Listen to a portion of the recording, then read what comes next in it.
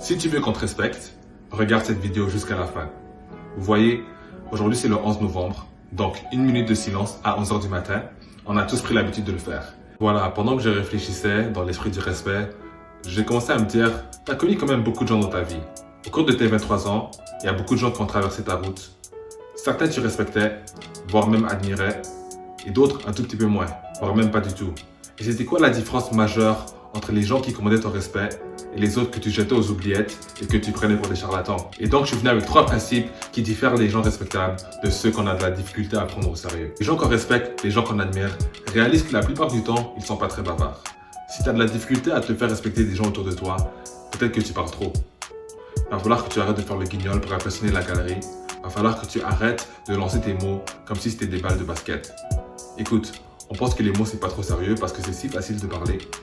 Mais ils sont puissants les mots, d'accord? Certains ont suscité des rêves, d'autres se sont chargés d'en détruire. Alors les mots c'est important.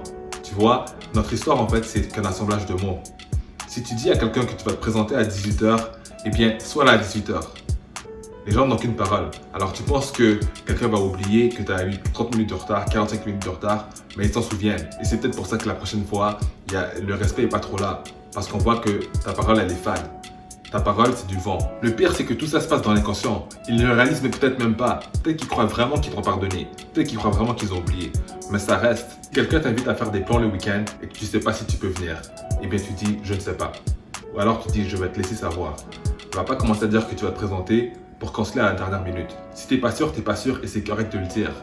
Mais faut pas faire de fausses promesses. En parlant de fausses promesses, si tu as des projets pour toi, des plans que tu rêves de réaliser, eh bien ne parle pas trop, à moins d'être sûr que tu vas poursuivre. Parce que les gens t'observent, les gens te regardent.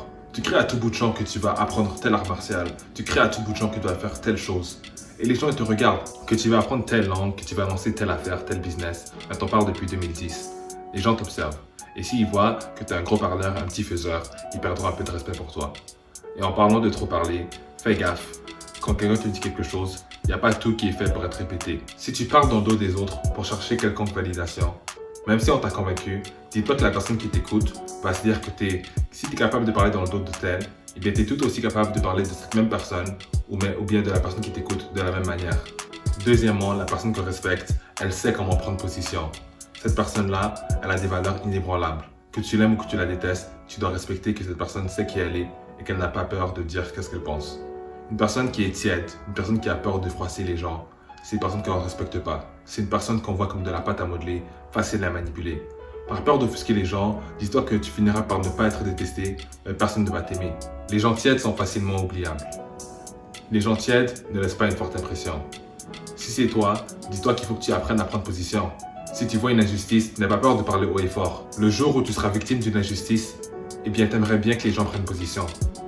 D'accord? T'aimerais pas que les gens restent tièdes, t'aimerais pas que les gens restent indifférents, par peur de frustrer autrui. Apprends à prendre position et à placer tes couilles. Maintenant, il y a tellement de trucs dont j'aimerais parler, mais on va se laisser sur ce dernier point. Laissez la logique dominer vos émotions. Je crois en fait qu'il y a une place pour les émotions dans la vie, mais il y a plusieurs combats qui ne valent pas la peine d'être battus. Plusieurs événements qui ne valent pas la peine d'exploser de rage, de tristesse, de colère ou peu importe. On respecte quelqu'un qui ne perd pas son temps avec chaque guignol qui essaie de le provoquer.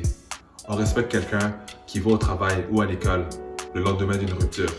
On a pitié de celle qui prend la journée off. Pourquoi pleurer la meuf qui évite tes appels et qui te répond à chaque 8 heures? Pourquoi pleurer le mec qui t'a jamais rappelé? Logique, émotion. Si un truc n'aura pas d'importance dans 5 ans, alors ne pars pas 5 minutes là-dessus. Sur ce, je vais te laisser. Si tu as aimé la vidéo, si tu as appris quelque chose, tu peux me laisser un pouce bleu. Peut-être que tu galères avec un des principes. Peut-être 2, peut-être 3. Si c'est 3, c'est chaud, mais je sais que tu es capable de te relever. Et peut-être tu as regardé la vidéo juste pour me supporter. Alors là, merci beaucoup. Tu peux t'abonner à la chaîne si ce n'est pas déjà fait. Laisse-moi un commentaire ce que tu veux voir la prochaine fois. Et à la prochaine.